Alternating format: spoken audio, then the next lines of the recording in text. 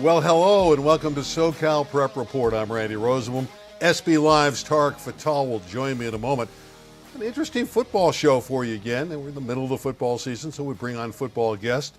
Dustin Croick, the head coach at Aguora. He's got his Chargers at 5-0. He's going to join us in a few moments. And then a little later in the program, San Fernando Tigers will be featured. Their coach, Charles Burnley. The Tigers are 5-0. Isiah Castro, outstanding receiver and DB, goes both ways. They'll join us as well.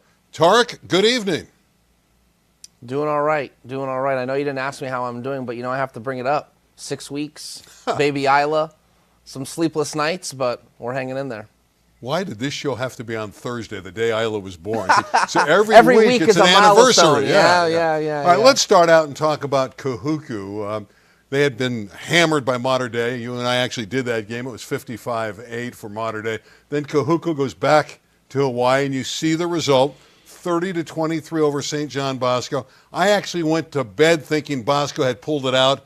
Then they throw a late interception, and Kahuku pulled it out. Yeah, this created all kinds of waves, and I think good for Kahuku, right? They get drummed 55-8, as you alluded to, and then they host St. John Bosco in Hawaii, and they take them down. I don't think anyone thought they were going to win that game, so credit to the coaching staff, credit to the program and those players for keeping the faith. Yeah, Tonga Viola Amosa got a big run late, scored a touchdown. I like Carvalho. He's just tremendous. Mana Carvalho just does a wonderful job, and give Kahuku a lot of credit. It's a public school knocking off a St. John Bosco. I think that's really big. No, it is, and it got them every national high school poll, top 25. Kahuku's now in that national poll. St. John Bosco drops a couple spots, but they'll be fine, and that's because they have Mater Dei still left on the schedule, who is number 1, by the way. And just the last ad, Bishop Gorman, still number 2 in the country. Bishop Gorman from Las Vegas, Nevada. By the way, we got a monitor here with Bellflower ahead of Whittier tonight, 36-22. Pretty good game. All right, let's talk about a few other games, then we'll bring Dustin Croick on. Sierra Canyon Orange Lutheran was a big game last week, and Sierra Canyon won this handily. They were favored going in, but look at that score. That's somewhat surprising, that 34-point margin. Well, it's worth noting T.J. Lateef, the starting quarterback, junior for Orange Lutheran, who's got all kinds of Power 5 scholarship offers, did not play. So they had a backup who was really good, and he got hurt. So they ended up trotting out this 150-pound freshman who pretty much played 3 quarters of that game, and it just was not fair, and Sierra Canyon ended up pulling away really easily with that game. Here's a highlight. Wyatt Becker threw 2 touchdowns, including this one to Cole Crawford. Really nice. Takes the hit and throws the nice dime there. Sierra Canyon 4-0, and I think on its way to its first ever Division I playoff berth. Terrell Cooks also had 2 touchdowns for Sierra Canyon for the Blazers. Those were on the ground. Next game we want to talk about, and this was a dandy, went 3 overtimes. Mission Viejo getting by Los Alamitos 34-28. This is another back-and-forth game, really a tremendous contest and a big win for Viejo. Yeah, this is a big win, and let me tell you why, because I think it's going to have some Division I playoff implications. Now, if Mission Viejo goes on to lose a couple more games and so on and so forth, it won't matter. But I think when the Southern section looks at that Cal Preps rating and they draw a line between the separation from Division I and Division II, a game like that could matter on where that line is drawn. But I think Mission Viejo, nevertheless, is Division I bound. And Hines Ward was the hero, not the guy from the Steelers. We're going to talk to Tarek about it because he wrote an article on this Hines Ward, but he was the hero for Mission Viejo. Rancho Cucamonga remains unbeaten, 31-20 over Amat. I wrote a piece this week kind of hyping up the Baseline League. 22-3 combined, all those teams, including 3 unbeaten teams, Rancho Cucamonga, Damien, and Edo Wando. So I think the Baseline League has a case to be the second best league in California behind the Trinity League. Yeah, Trey Wilson over 200 yards rushing for Rancho Cucamonga in the win. Sarah Gardena over Oaks Christian. Sarah Gardina's got a great running back, and Sincere Rainey rushes for 217 and a couple scores for Sarah. Power runner. For any of you old folk out there, well, older folk, kind of a Ron Dane Wisconsin. What kind of player? Just wants the contact, runs through you. Sincere Rainey for Sarah. Quarterback Jimmy Butler. they've got some really talented players. Just a last ad. I think Sarah and Sierra Canyon, that game's going to decipher who wins the Mission League. Carson's on a roll in the city. They hammered Hamilton. I want to talk about the stats of Jerry Misa Alafua. He's averaging 136 yards rushing a game. He was on our show a couple weeks ago. He scored 10 touchdowns, and on defense, he's averaging 9 tackles a game. Yeah, he's everywhere. Obviously, a City Player of the Year type conversation athlete. We'll see how Carson can do in their league and in the postseason. But my guess is they could be the top contender to beat Birmingham in the City Section Open Division playoffs. Yeah, they're the biggest threat right now, although they're ranked third. We'll see. Garfield's got a very good football team and is on a 4-game winning streak. I don't know how good Jerry Misafula is, but I think he might have a chance to start at Aguora. We're going to find out right now because we have Dustin Croick on, the head coach. He's got an all-star team for the Chargers. Coach, congratulations on turning it around this year and the wonderful start. Congratulations. Fatherhood. Oh, thank you. Everybody loves Isla. Isla's number one. Every coach comes on and everyone knows Tarek and they say, congratulations. When does that, you're a father of a couple, when does that stop? When will the adulation stop for Tarek? It doesn't, man, especially when you're a girl dad. There you go. And yeah, man, it only gets better. So I'm stoked for you, and it's just awesome. You know, you talk like a surfer would talk, and your quarterback, Harrison Novak, is a 5'7" surfer dude. Is that why you relate to him so well? You guys have the lingo going? Is that the thing? You know, I think growing up around here, and, you know, I did, obviously. I grew up here just like he did, and all of our kids did. And I spent 5 years in New York. And got the same thing, just like you just said. Yeah, we talk a little bit different out here, but yeah, I mean, we're 15 minutes from the beach, and most of our kids grow up surfing. And you know, I think with Harrison, it's just he's such a relaxed kid, and that carries over into the football world, and he's able to be calm. And you know, I think from that perspective of surfing his whole life and being at the beach and having that kind of mindset of it's just football is really why he's able to be successful, and a lot of our other kids are as well. Coach Croick, I know I covered your teams when you guys were on the rise. We talked about Jake East before the show. Ty Diefenbach came back, the star quarterback. Now he's at Pitt. He got hurt. Things got real low for Aguora football for a little bit of time. But now here you guys are, 4-0, 5-0.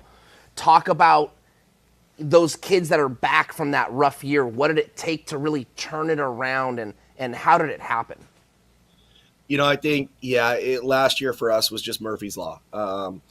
Especially off the field, we dealt with, losing a kid, which was really hard, and going through that. And that was the real life adversity for our players that taught them more than football. And aside from that, we weren't a talented football team. We had Ty. Our numbers were low. It was a rough year. I knew going into it, it was going to be a rough year.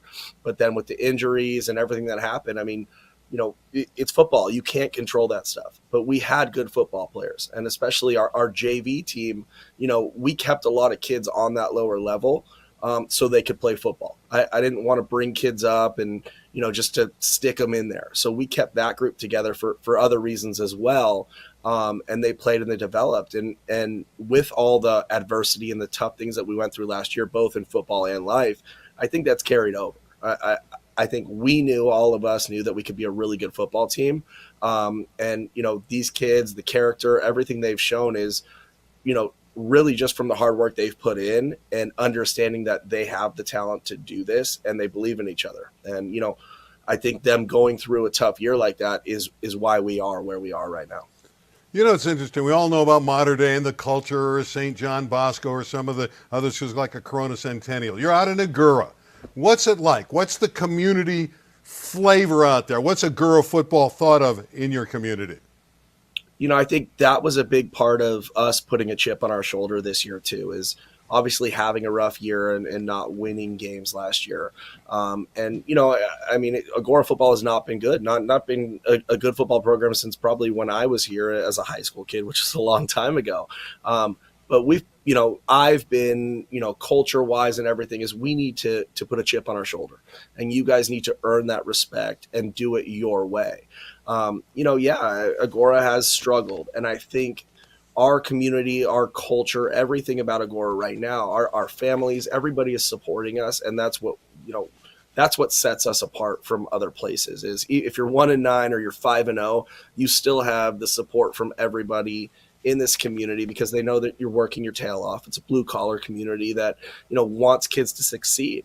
And right now, yeah, it's great. We're 5-0 and everybody is very excited, but there's still a lot of work to go.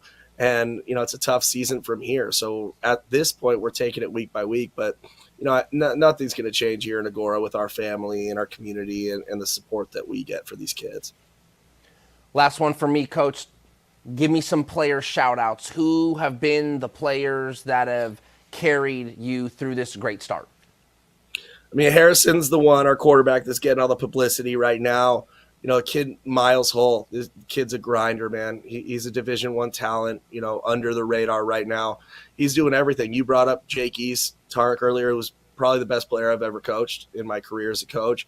And Miles is right there with this kid. So he's doing everything, on defense, on offense. He's leading us in probably every category right now. But the grit is there with this kid. So I think, from that perspective, again, chip on the shoulder. Miles is special. Ty's little brother, Brady, he's special. We've known he's been special. He's another one. But our O-line right now, undersized Aguora O-lineman, getting it done, gritty. Nobody believes in him. We'll run the football well. We're throwing it well. But yeah, those two right now are really the ones I think to look out for that deserve some recognition and probably some college attention. And I hope they start getting it. Well, you're a good guy. We've liked you for a while now since we got to know you a few years ago. Dustin, Croick, Aguora, congratulations on the turnaround. Keep it going. I know you have a bye, so you relax. That's why you got the cap going backwards this week. You don't have to worry about Oak Park for another 6 or 7 days. No, you look good.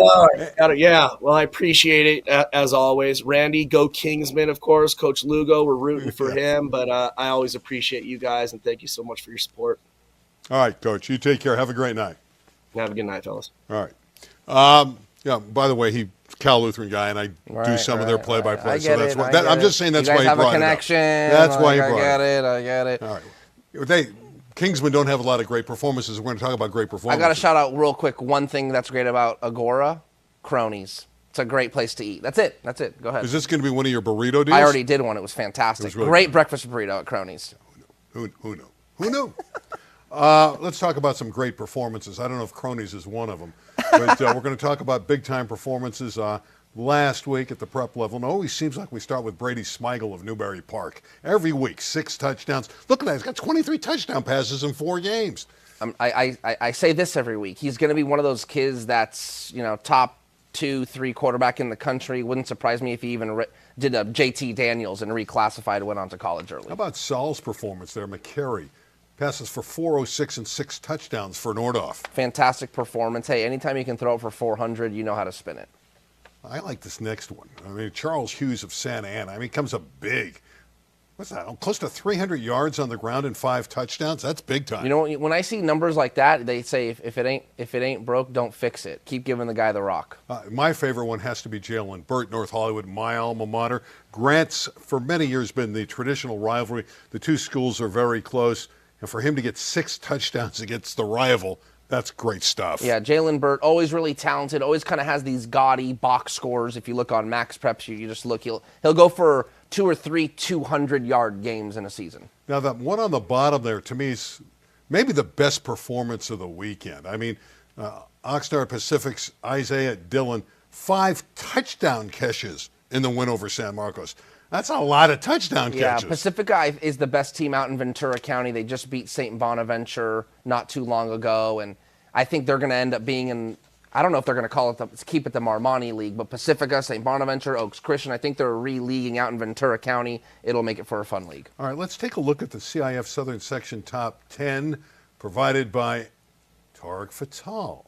All right, why isn't Aguora in the top 10? They're undefeated. There's some big hitters in this on this list. They got to earn it, but I think usual suspects at the top. I did drop St. John Bosco 1 spot. I know you're not a big fan of that, but after losing to Kahuku, a team that really, struggled against Mater Dei, I think St. John Bosco dropping one spot's not too bad. And I think just San Clemente coming into the top 10, they're undefeated. Rancho Cucamonga in the baseline league. And maybe the last ad will just be Sierra Canyon still at 4-0. What about San Clemente? 5-0 down on the bottom there, your top 10? Yeah, they've got a running back named Aiden Rubin who's really good. San Clemente has a really good game tomorrow against Murrieta Valley. That'll be a fun game, and we'll see if they can stay unbeaten. You're just having a lot of fun games. San Fernando, they got one tomorrow against Kennedy out in the San Fernando Valley. Kennedy's in the Granada Hills, Mission Hills area out there, and they're going to take on San Fernando. We got their head coach with us right now, the coach Charles Burnley, former great player at San Fernando, and like Dustin Croick, Coach, congratulations on the turnaround 5-0. What's been the biggest difference for the Tigers in 2023?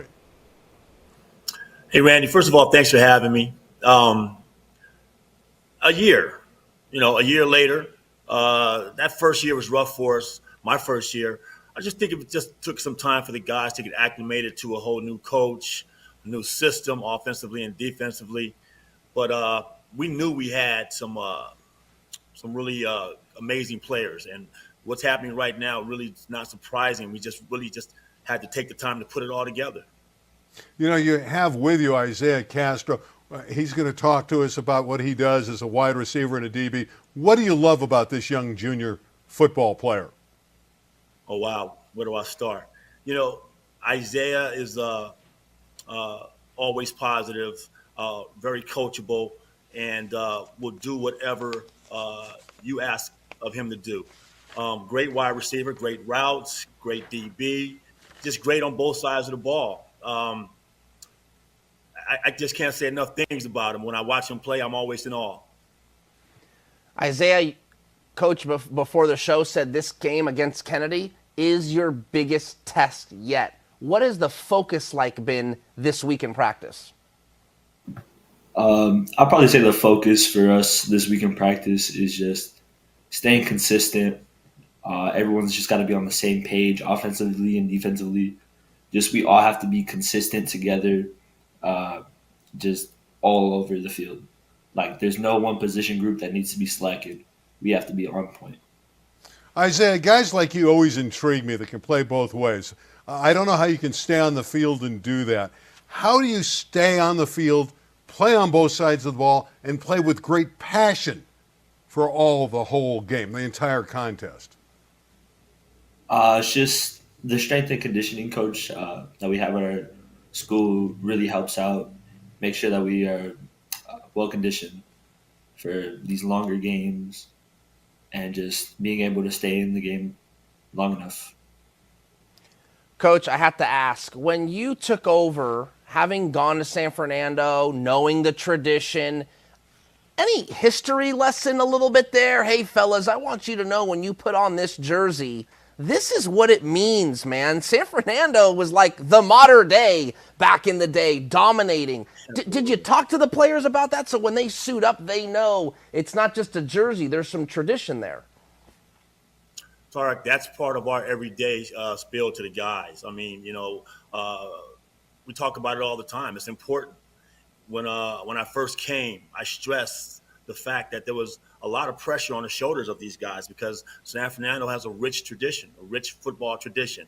It's a community that loves the game. It's expected for us to be great. And so we have to talk about what we did in the past in order to get back to those days. And the guys hear it all the time from me and the other coaches. That's my question. That's my follow-up.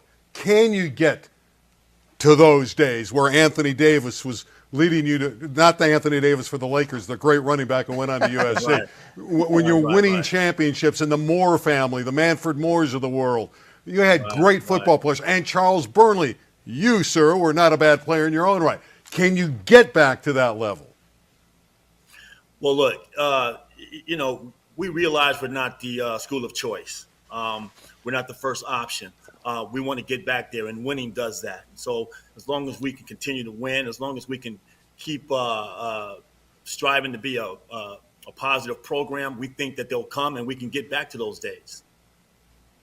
Isiah, my last one. Talk about being a junior, yet clearly you've got a leadership position. What does that mean for you? What does coach tell you? Hey, this is what a leader looks like. How are you instilling that through your team? The way I'm instilling it is just by leading by example. Going out there, giving 110%, just putting it all on the field. I feel like it's a great thing that I'm doing right now, and I'm just very excited for what the future holds. Coach, last question, then I'll let you guys get some rest for the big game tomorrow against Kennedy. Give me a couple keys. I mean, Kennedy's a decent football team. You're trying to go to 6-0. What do you need to do to win tomorrow? Look, Troy Cassidy is going to put together a solid game plan for us. We've got some really amazing coaches, and I'm lucky to have these guys, and they've sat down and planned out what exactly we need to do. And I think that at the end of the day, if the guys execute the way that we've set them out to do, I think we'll be fine. I think that we should expect a great game from Kennedy. They're a good football program. But I think if we execute and do what is planned for us to do, we'll be great. We'll do great. Coach, I appreciate it. You've done a tremendous job this year getting it back to where it should be at San Fernando. Isiah, congratulations on a nice junior year. Keep it going. Maybe we'll see you down the road in the playoffs. And I know the Tigers have the tradition, and it should be an interesting night tomorrow when you get Kennedy. Thanks, guys. Really appreciate you coming on the show. Thank you. Randy, Tarek, thank you. You got it. All right. It's good to see a traditional team come back. I was just going to say, on a private school level, a program like Crespi that's really down right now, I always kind of feel like that's one of the blue blood kind of programs in the Valley. And when they're good, everything else is good. And I just think historically, San Fernando, if the program is moving in the right direction and winning games, it's got that same feel. So it's good to see that they're on the right track. I don't have the list in front of me of the number of championships won by programs. Carson and Banning have really a lot of them. Old days had Manuel, which won 1,000 of them. But San Fernando, if you check it out, they have a lot of city championships, probably 7 or 8 over the years. So they're a really good program. Anyway, that leads us into the top 10 in the city section. SB Live's top 10. Tarek Fatal's top 10. Birmingham is ranked number 1. They're going to play Steele in Texas. They're 3-1.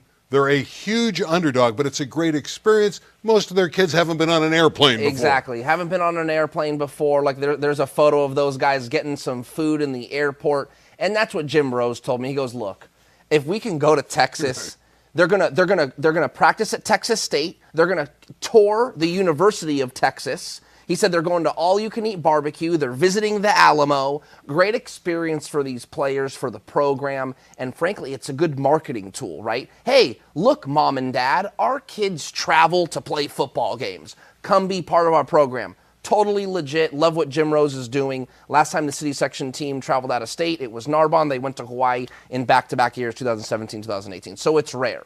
They're going to have a lot of memories. In fact, they'll remember the Alamo. Yeah. Oh, good one. Oh, good one. Okay, Garfield's on that 4-game winning streak. There's Carson we've talked about. The Colts climbing up the charts. Granada Hills playing pretty good football. Stanley, the running back, is terrific. San Pedro has a big game with Dimely. We'll talk about that.